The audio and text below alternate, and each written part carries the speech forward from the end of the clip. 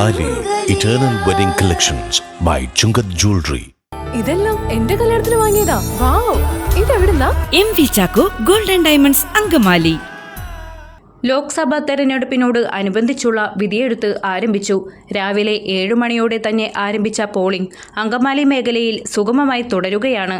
Chalakudy parliament Lok Sabha UDF സ്ഥാനാർത്ഥി Benny Behanan Angamaly block panchayat ഓഫീസിലെ polling ബൂത്തിലെത്തി കുടുംബസമേതം രാവിലെ തന്നെ വോട്ട് രേഖപ്പെടുത്തി. അവസാന ദിവസത്തെ ഒരു കണക്കുകൂട്ടലൊക്കെ എങ്ങനെയാണ്? രാവിലത്തെ വോട്ട് രേഖപ്പെടുത്തി. വലിയ ആത്മവിശ്വാസമാണ്. രാവിലെ തന്നെ നല്ല പോളിംഗ് ആണ്. ഞാൻ എല്ലാ സ്ഥലത്തും ബന്ധപ്പെട്ടു. റോജി ഇവിടെയുണ്ട്. റോജി ഈ മുനിസിപ്പാലിറ്റിയിലെ എല്ലാ ബൂത്തുകളിൽ തന്നെ ഒന്ന് സന്ദർശനം നടത്തിയ ആളാണ്. എല്ലായിടത്തും വിളിച്ചപ്പോൾ രാവിലെ തന്നെ നല്ല പോളിംഗ് ശതമാനം വർദ്ധിക്കുമെന്നാണ് പ്രതീക്ഷ.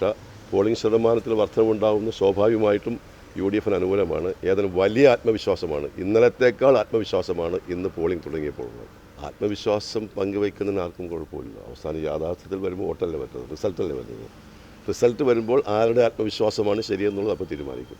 കുന്നത്തനാടാണ്. നിങ്ങൾക്ക് അതിൻ്റെ ഒരു ചരിത്രത്തിനകത്ത് കാലാകാലങ്ങളിൽ ഇവിടെ നടന്നിട്ടുള്ള എല്ലാ തെരഞ്ഞെടുപ്പുകളിലും ഏത് തെരഞ്ഞെടുപ്പ് നോക്കിയാലും ഏറ്റവും കൂടുതൽ പോളിംഗ് ശതമാനമുള്ള ഒരു നിയമമണ്ഡലമാണ് കുന്നത്തനാട്. നമ്മുടെ എറണാകുളം ജില്ലയിൽ തന്നെ ഏറ്റവും കൂടുതൽ പോളിംഗ് ശതമാനമുള്ള നിയമമണ്ഡലമാണ് കുന്നത്തനാട്. കുന്നത്തനാടിൽ ഒന്ന് സംഭവിക്കാനുള്ള UDF കഴിഞ്ഞ കാലഘട്ടങ്ങളിൽ ലഭിച്ചതിനേക്കാൾ കൂടുതൽ ഭൂരിപക്ഷത്തോടു കൂടി തീരദേശ മേഖലയിലും ഞാനിപ്പോൾ മനസ്സിലാക്കിയിടത്തോളം ഞാനിപ്പോൾ അങ്ങോട്ട് പോകുന്നുണ്ട്. നല്ല പോളിംഗ് ഉണ്ട്.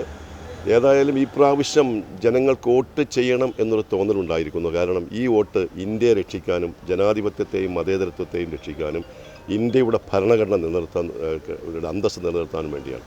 ആ ഒരു അവകാശം, അതിൻ്റെ ഒരു പ്രാധാന്യം തിരിച്ചറിയാനുള്ള പ്രബുദ്ധത വോട്ടർമാർക്കുണ്ട് എന്നതിൻ്റെ തെളിവാണ് രാവിലെ തന്നെ വോട്ടർമാർ പോളിംഗ് ബൂത്തിലെത്തി വോട്ട് ചെയ്യുന്നത്. ഈ തെരഞ്ഞെടുപ്പ് ഇന്ത്യയെ രക്ഷിക്കുക, ഇന്ത്യയെ വീണ്ടെടുക്കുക എന്ന തെരഞ്ഞെടുപ്പാണ്. അതുകൊണ്ട് എല്ലാവരും വോട്ട് ചെയ്യും. LDF സ്ഥാനാർത്ഥി പ്രൊഫസർ C. രവീന്ദ്രനാഥ് തൃശൂർ കേരളവർമ്മ കോളേജിലെ 53-ാം നമ്പർ ബൂത്തിൽ വോട്ട് രേഖപ്പെടുത്തി.